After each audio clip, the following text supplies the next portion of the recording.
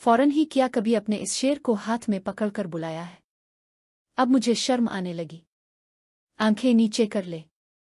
और क्या नहीं उम्मी, मुझे शर्म आती है। उम्मी ने पानी का गिलास पिया और कुछ सोचने लगे। फिर मुझे कहा कि कामी, जो बातें हुई हैं वो किसी से जिक्र ना करना। मैंने जी अच्छा किया। उम्मी उठकर अपने काम करने लग गईं और मैं बाहर निकला। घर से बाबर जाते हुए उम्मी ने देखा और मैंने भी महसूस किया सब कुछ ठीक है। बहन, ये क्या मुसीबत है। अब खैर कमीज को पकड़कर थोड़ा खुला करके चल रहा था ताका पत्ता ना चले। उम्मी की तरफ देखा तो वो मुस्करा रही थी। कुछ देर बाबर मटर गश्त किए शाम हो गई और अपने अपने कमरों में घुस गए। तब मेरा कमरा नीचे ही होना था। रुचि आबी के पास वाला कमरे सामने हाल था जिसमें एलसीडी लगी हुई है और सामने सोफे वगैरह रखे हैं। इसको कॉमन रूम बना रखा है, आराम समझ ले।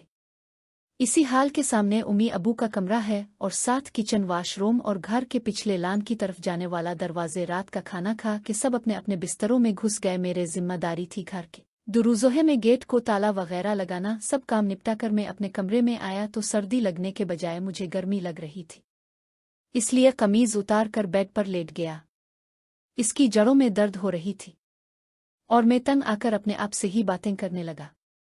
बैठ जा मेरे भाई, बस कर दे साले, थक गया हूं मैं। ऐसी ही है बूदगी सोचते सोचते घंटा गुजर गया। अचानक मेरे कमरे का दरजा आहिस्ता से खुला। बाबर बाल में जीरो का बल्ब जल रहा था तो जसामत से उम्मी ही लगे। उम्मी ने दरवाज़ा बंद किया और आहिस्ता से लाक भी लगा दिया और दिए पाँव मेरे बेड के पास अगर मुझे देखने लगे। अब हालत ये थी कि मेरा एक बाजू मेरे सर के नीचे था और दूसरा हाथों पर। उम्मी की अचानक आमद पर मैं बात बता नहीं, उम्मी ने भी नोट कर लिया। और अगर मैं बैठ गई, उम्मी कुछ देर बैठी रही। वो कुछ सोच रही थी या कुछ फैसला करना चाह रही थी, लेकिन मुआशरा सब कुछ हायल था क्योंकि माँ अपने बेटे से ऐसी बातें नहीं करती जो उम्मी ने मुझसे की। अच्छे भले बच्चे को शेर बना दिया, ये सोचते ही मैंने फौरन हाथ को छोड़ दिया। उम्मी की टांगें अभी भी बेड के नीचे लटक रही थीं। फिर इसी तरह मुझ पर झक गई और पूछा, कामी बेटा कुछ आराम आया। मैंने नफ़ी में सर बुलाया और कहा, दर्द हो रही है। उम्मी ने कहा, बेटा मैं जानती, बोल। फिर मुझे कहा कि वदा करो किसी को कुछ नहीं बुतोगे। मैंने पूछा, किया उम्मी? तो उन्होंने कहा, जो मैं करने वाली हूँ किसी से जिक्र मत करना वरना तुम्हारी माँ मर जाएगी। मैं भी जिज्बात हो गया और कुछ दर्द का असर था। तुम आंखों से कहा, उम्मी ऐसा ना कहीं प्लीज, अब के लिए जान भी हाजिर है। उम्मी अब उठकर बेड पर बैठ गई। फिर उम्मी ने मुलाकात के लिए बोला। उम्मी ने मुझे कहा, अपना वदा याद रखना, कपड़े पहनो और सो जाओ। और ऐसे ही कमरे से निकल गई। नींद आती मैं अभी शाक में था, ये क्या हो रहा है और ये कैसे हो गया।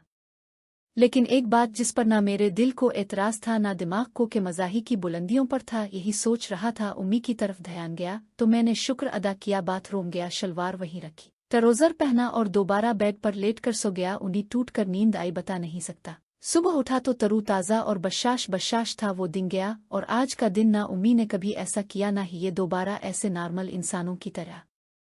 लेकिन इस वाक़ये ने मेरे ज़हन में गहरे नकूश छोड़े। मेरी भी फरनुमा बर्दारी थी कि दोबारा उम्मी को तंग नहीं किया। अलबत्ता ताज़ ज़रूर लेता था और प्यार ले लेता हूँ, लेकिन एक हद तक। एहसान से पूछा, किधर था है तो, और किधर से आ रहा है। कहने लगा, बाजी इश्को ट्यूशन सेंटर छोड़कर आ रहा हूँ। मुझे तब चढ़ गई, साले तो और तेरी बहन एक दिन पतोगे मुझसे कितनी बार किया है कि मेरी बाइक ले जाया कर। बहन, पूरी दुनिया को दुखाना लाजमी है कि हम ट्यूशन जा रहे हैं। इश और एहसान दोनों मुझसे छोटे हैं और मुझे छोटे बहन भाइयों की तरह ही अजीज हैं। अब कह सकते हैं कि उनकी फैमिली जो हैसियत में हमसे कम थी और हमारी फैमिली के आपस में अच्छे ताल्लुकात थे। एहसान का एक भाई इससे छोटा है और एक बड़ी बहन इश है जिसको वो ट्यूशन छोड़ कर आया है। खैर बम दोनों बातें करते करते बाजार की तरफ जाने लगे। जिम में घुस गया और एहसान ट्रेड मिल पर चढ़कर वालुक करने लगा और मैं मसल बनाने लगा और साथ हल्की फुल्की वर्जिश भी। दौरान वर्जिश मेरा ख्याल अचानक रुचि आपी की तरफ चला गया और मेरे लिए हैरान कुन था कि मैं इसके बारे में सोचने लगा, किया कोई लड़की इतनी भी प्यारी हो सकती है और सबसे बढ़कर इसका मुझसे पिया। मुझसे गुस्सा, मेरे छोटे मोटे काम करना, मेरा ख्याल रखना। हमारे मुआशरे में बड़ी बहन आधी माँ होती है। बल्कि सच कहूं तो दूसरी माँ होती है। ऐसा सोचते सोचते मैं तेजी से वर्जिश करने लगा। मैं इस वक्त मशीन पर था और तेजी से वजन उठा रहा था।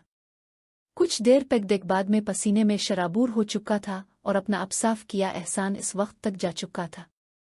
मैं घर गया तो गेट में अनसर होते ही फ्रंट लाम में देखा। सबसे पहले जिस पर नजर पड़ी वो रोची आपी भी थी।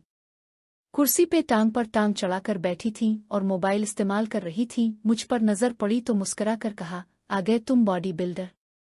शायद मेरी भीगी शरत को देखकर इनको अंदाजे बो गया था। मैं जैम से ही, जी आपी अब सुनाएं कैसी है।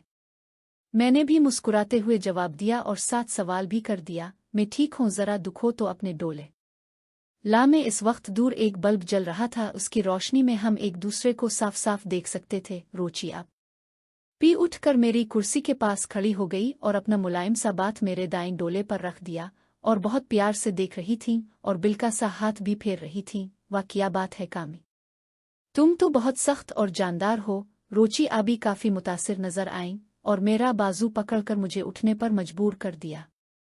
चुल्लू अंदर आजो, मैं अपनी जान को दूध पिलाती हूँ, बेचारे थका हुआ होगा। मैं भी इसके साथ चलने लगा। ये एक एहसास था घर के अंदर अगर मुझे दूध का गिलास ला दिया जो मैं फौरन पी गया। फिर कहने लगी, शरत उतार दो, मैं तौलिए से जिस्म साफ कर देती हूँ, फिर नहा लेना। ये अब नया तजर्बा था। इससे पहले कि मरियू आ जाती, रोची आपी से नजर भर कर मेरे जिस्म को देखा और फिर तौलिए से पहले बाल साफ किए, फिर मेरे कंधे और सीने पर तौलिया से नमी को साफ करने लगी। मुझे ऐसा लग रहा था कि मेरा महबूब साफ कर रहा है। एक अजीब सा एहसास था, लेकिन इस एहसास में बहुत सुकून था, इसलिए मैंने अपनी आंखें बंद कर ली। फौरन रोची आपी की आवाज़ उगेली, खड़े सो मत जाना चुल्लू, शाबाश अब जाकर नहा लो। इसी लम्हे उम्मी की आवाज़ आई, कामी बेटा ज़्यादा एक्सरसाइज जिस्म के लिए अच्छी नहीं होती बेटा, क्यों इसको मशक्क़त में डालते हो। मैंने उम्मी को जवाब दिया कि नहीं उम्मी, जो प्रोफेशनल होते हैं मैं उनकी तरह नहीं करता, बल्कि हाथ हौला ही रखता हूँ। अपने कमरे में गया, वहां से नई शर्ट और ट्राउज़र लिया और विश रो में घुस गया। रू नहा धोकर अपनी लाडो रानी मरबो को उठाया और उससे खेलने लगा। इतनी देर में खाना लग गया और सब खाना खाने लगे। मरियू अभी भी मेरी गोद में बैठी थी और मैं खुद भी खाना खा रहा था, साथ इसको भी खुला रहा था। खाना खाने के दौरान मेरी नज़र रोची आपी की तरफ जा रही थी। छोटे छोटे नवाले तोड़कर खा रही थी। क्या हो गया मुझे, क्यों इसकी हर अदा पसंद आने लगी, क्यों दिल को अच्छी लगने लगी। जूते ही खाकर बाजूंगा। बीसी खुद को समझाया, आपी रोची दिन का बेशतर हिस्सा सीरियस ही रहती है, बहुत कम सहेलियां हैं, किसी से फालतू बात नहीं करती है। मुझसे 1 साल बड़ी लुक, मुझे इसके गुस्से से बहुत डर लगता है। ऐसे ही कुछ दिन गुजर गए, मेरे पेपर्स खत्म हो चुके थे। इस दौरान बस मेरा दिल अपनी आपी की तरफ माइल होता जा रहा था और मैं कुछ नहीं कर पा रहा था। दिल चाहता था वो नजरों के इस पास रहे, वो मेरा ख्याल रखे और मैं इसको जमीन पर पाँव ना उतारने दूं। इसका चेहरा अपने दोनों में लेकर इसको देखता, इसके हाथों को छोड़कर एक महबूब की तरह इसको पौजूं, इसको प्यार करूं। वक्त के साथ साथ ये जज्बा मजीद पुख्ता होता गया, परवान चढ़ गया। मेरा दिन भी नहीं गुजरता था अगर रोची आपी से बात ना करूं, उनके बारे में ना सोचूं। कई बार मुजाहमत करने की कोशिश की, लेकिन बेसूद रहा। कई सोचों में घिरा रहा कि वो मेरी बहन है, मुकद्दस रिश्ता है। फौरन भी दिल पुकार उठता है कि मैं कौन सा गलत नज़र से देखता हूँ। प्यार से ही देखता हूँ, अलबत्ता कभी कभी इस पर गौर करता तो खुद पर कंट्रोल करना मुश्किल हो जाता है। आबसित्ता आसित्ता हुआ मैं खुनकी आने लगी। शामें और सुबहें सर्द होने लगे, लेकिन मेरे जज्बात मुसलसल सुलग रहे थे। एक सुबह रोची आपी को गर्ल्स कैंपस उतारा और घर वापस आ गया। दोपहर को फिर लेने जाना था। उम्मी ने भी सामान की लिस्ट पकड़ा दी कि जब अरूसा को लेने जाव तो वापसी पर सामान लेने आना। दोपहर के वक्त सोचा रोची को कहाँ साथ लिए फिरता रहूंगा, पहले घर का सौदा ले लेता हूँ, फिर इसको भी पक कर लूंगा। सामान खरीदते मुझे कुछ ताखीर हो गई। मैं बाइक पर भी रोची के कैंपस गया तो कुछ हंगामा नजर आया, जो कि उमूमन ऐसा होता नहीं है। वहां 2 लड़के थे जो लड़कियों से छेड़छाड़ कर रहे थे। जब गौर से देखा तो रोची भी थी उन लड़कियों में। बस कामी साहिब का पारे 7वें आसमान पर, गर्दन की रगें फूलने लगें, सारा खून मेरे चेहरे पर समत आया। कान बंद हो चुके थे, बस नजरें इस मंजर पर तक थी। मैंने बालक को स्टैंड पर लगाने के बजाय वैसे ही फेंक दिया और भागकर एक लड़के के बाल पीछे से पकड़ लिए। اس کا ہاتھ روچی کی طرف اٹھا ہوا تھا لیکن اب لج نہیں ہوا تھا. میرے ذہن میں کوئی فلمی سین نہیں تھا. نہ بھی وہ موقع تھا ایسا. بس فلمی سین پیدا ضرور ہو گیا. میں آہستہ سے اس لڑکے کو اپنی طرف کھینچنا شروع کر دیا. اس کے سر و گردن بل کے کمر تک دھری ہوتی گئی. اگر مزید دیرا کرتا تو اس کی ریڑھ کی ہڈی یا گردن کا منکا لوٹ جاتا کیونکہ وہ بین چود مزاحمت کر رہا تھا سیدھا ہونے کی. الفس کی بال میرے شکنجے میں تھے جو ہی چہرہ میرے چہرے کے